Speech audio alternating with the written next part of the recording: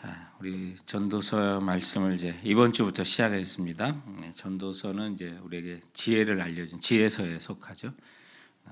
우리 매일 성경에 이제 설명에도 있지만 지혜에도 두 가지 지혜가 있다. 하나는 규범적 지혜인데 이게 패턴 위즈덤이라고 그래서 어떤 정상적으로 스탠다드 위즈덤 또 패런 위즈덤에서 봄, 여름, 가을, 겨울이 있으니까 여름을 대비하고 봄에 가을의 추수를 여름에 준비하고 겨울의 추운 날씨를 미리 예비하고 뭐 이렇게 돌아가는 일상적인 어떤 패턴에 따라서 또 다가올 일을 이제 준비하는 그런 지혜들 이런 것들을 이제 스탠다드 위즈덤 또 뭐 패런 위즈덤이라고 하는데 오늘 이제 전도서에서 우리에게 가르치는 이제 그 지혜는 스페큘레이티브 위즈덤이라고 그래서 반성적 뭐 우리 한국 번역이 좀 어렵습니다. 반성적 지혜. 그래서 세상에 보면 이렇게 안 될 때가 있어요.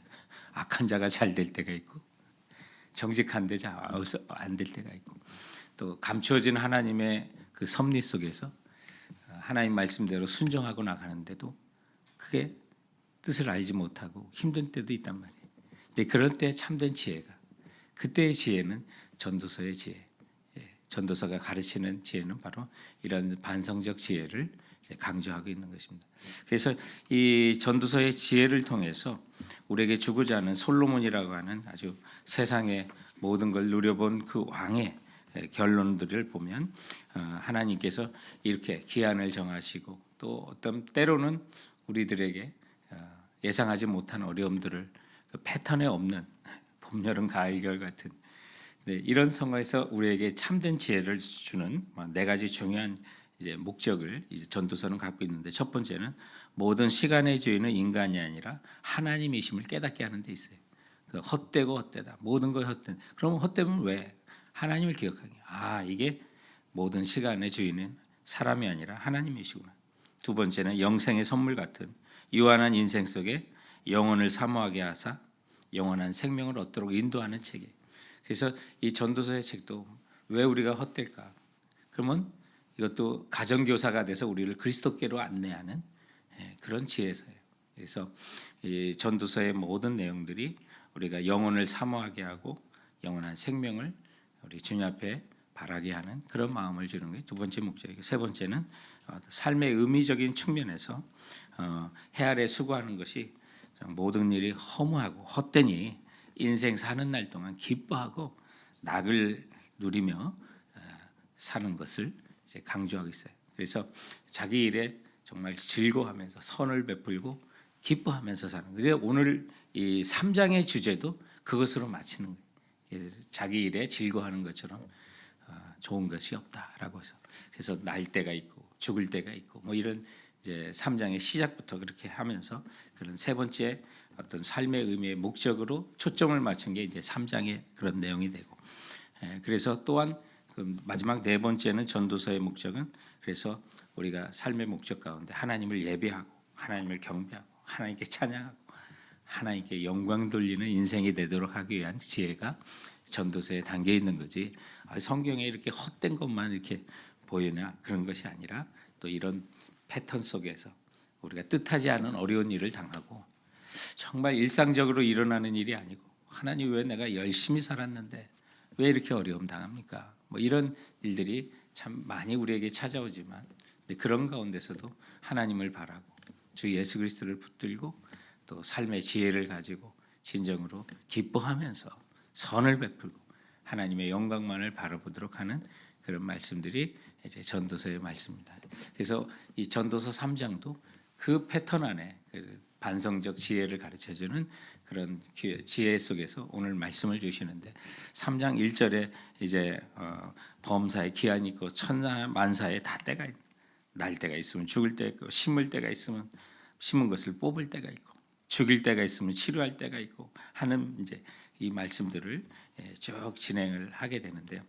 제가 어제 이 말씀 3장에 있는 말씀 묵상하면서 한국 축구가 16강 오르기에 너무 가능성이 없어서 16강 올라갈 때가 있으면 떨어질 때도 있지 뭐. 4강 오를 때가 있으면 뭐 예선 떨어질 때도 있고 하는 거지. 그냥 마음 편하게 응원해야겠다 했는데 아주 기적적으로 올라가 가지고요. 아주 뭐 우리가 포르투갈이라고 하는 넘버원 시드에 있는 팀들을 이기고 기적적으로 16강에 올라가 가지고 하나님 이번이 16강 올라갈 때였군요. 예상치 못한 그런 것을 이렇게 고백하기도 했어요. 바로 이런 거죠. 예상치 못한 일들이 참 인생에 많잖아요. 그러니까 스탠다드 패턴, 지혜나 우리가 패턴으로 움직이지 않는 일이 있단 말이에요. 예상치 못한 일이. 이건 경사고 좋은 일에. 그러나 경사가 아닌 또 반대로 또 힘들고 어려운 일이 있단 말이에요. 그런데 그런 거에 지혜를 바로 전도사가 주는 거예요. 우리 인생 속에서 돌을 던져 버릴 때가 있고 돌을 거둘 때가 있고 여기서 돌은 뭐 보석이다 뭐 이렇게 주장하기도 하는데 뭐 그런 때가 참 많이 있는 거예요. 우리에게는 좀 많은 일들에서 하나님이 정하신 계획 안에 일어나는 세상이 예측 못하는 일이 많이 있습니다. 그러나 그 모든 것에 하나님은 한 사람 한 사람 나를 위한 플랜을 갖고 계시고 뜻을 갖고 계셔서 인도하신다는 거죠. 오늘 이게 솔로몬을 보니까 오늘 이 본문 속에 보니까 우리가 이 시간에 대해서 삶에 대해서 심판이 있음을 늘 기억하자. 그래서 보니까 해 아래 보니까 이게 정의롭지 못한 일이 많이 있는 거예요. 일상 속에서 그런 일만 보고 나도 정의롭지 못한 삶으로 뛰어들 수 있지만 그래서는 안 된다. 우리 이 모든 시간과 삶의 모든 걸 심판하시는 하나님을 기억하라. 이것이 이제 전도서의 큰 주제라는 것을 우리가 먼저 배웠으면 이제 오늘 16절 17절 말씀이 어떤 뜻인지를 알게 돼요. 자, 16절 17절 보면 또 내가 해 아래에서 보건대 재판하는 곳 거기에도 악이 있고 정의를 행하는 곳 거기에도 악이 있도다. 내가 내 마음속으로 이르기를 의인과 악인을 하나님이 심판하시리니 이는 모든 소망하는 일과 모든 행사에 때가 있음이라 하였습니다. 이게 보면 재판하는 아주 어느 것보다 정말로 정직해야 되고 공평해야 되는데 거기에 악이 있다는 거예요. 비리가 있고요. 그래서 우리가 흔히 하는 거예요. 유전무죄, 돈이 있으면 무죄가 되고 무전유죄, 돈이 없으면 죄가 된다고 하는 그런 일들을 많이 만나잖아요.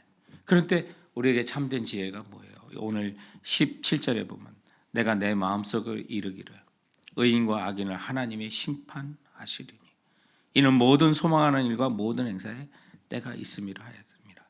하나님은 반드시 심판하신다.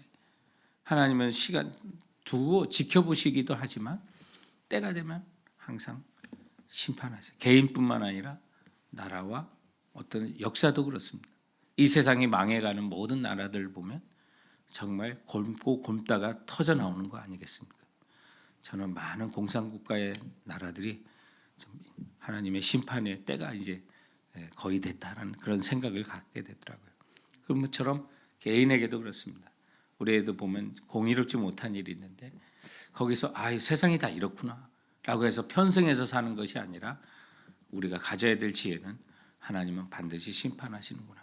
그러므로 성도 여러분, 우리가 정말 원통하고 아플 때가 있어요. 아니 어디보다 어느 곳보다 공평해야 될 재판 코트가 악을 행할 때도 있다는 거예요. 그러나 하나님께서는 반드시 심판하시는 하나님이시다는 사실을 기억하라라고 하는 것이 오늘 이제 16절과 17절의 말씀입니다. 그리고 우리가 예수님을 믿지 않는다면 주님 없는 사람이라면 우리가 세상에 짐승처럼 살아간다는 거예요. 인간이요. 짐승이나 매 한 가지라는 거예요. 사람이나 짐승이나 예수 안 믿으면요. 그 영혼은 정말 짐승이나 매 한 가지구나. 18절 19절 그 말씀이에요. 내가 내 마음속으로 이르기를 인생들의 일에 대하여 하나님이 그들을 시험하시리니 그들이 자기가 짐승과 다름이 없는 줄을 깨닫게 하려 하심이라 하였노라. 인생이 당하는 일을 짐승도 당하나니 그들이 당하는 일이 일반이라. 다 동일한 호흡이 있어서 짐승이 죽음같이 사람도 죽으니 사람이 짐승보다 뛰어남이 없으면 모든 것이 헛됨이로다. 여기에는 지금 예수님 없는 삶을 얘기하는 거예요. 우리가 정말 얼마나 존귀한 존재예요. 천사도 흠모하는 존재예요. 그 예수 안에 있을 때 우리가 그래요. 그런데 예수 없는 사람들의 삶은 뭐예요? 짐승이나 매 한 가지예요. 하나님께서 사람을 창조하시고 동물과 달리 모든 것 창세기에 있는 1장부터 3장에 있는 말씀 보면 세상에 있는 모든 다른 생물들, 나무, 식물들, 동물들 흙에게 명령하시면 그대로 되니라라고 말씀하고 있어요. 흙이 그들의 모든 재료예요. 그런데 사람은 하나님의 형상대로 우리의 형상을 따라 하나님께서 지으시고 빚으시고 그리고 그 코에 생기를 불어 넣어 주시니까 생명이 됐다고요. 우리 영을 가진 존재가 됐는데 우리가 영을 생각하지 않으면 주님 안에서 우리가 구속받지 못하면 그여 우리는 짐승처럼 이 땅을 살아갈 수밖에 없는 거예요. 그래서 정말 이 사람 인간이 아담 하와 타락할 때 피조물도 타락을 하잖아요.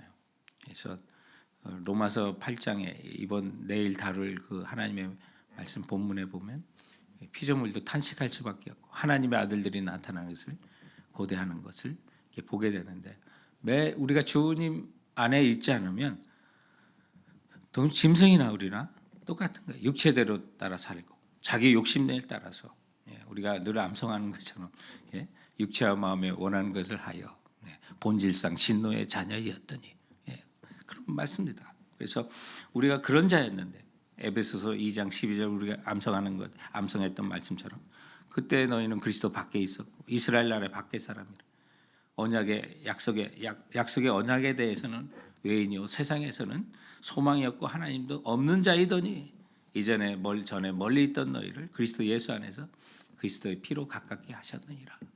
그래서 주님 안 계시면 우리가 믿지 않았으면 짐승이나 매 한 가지라는 거예요.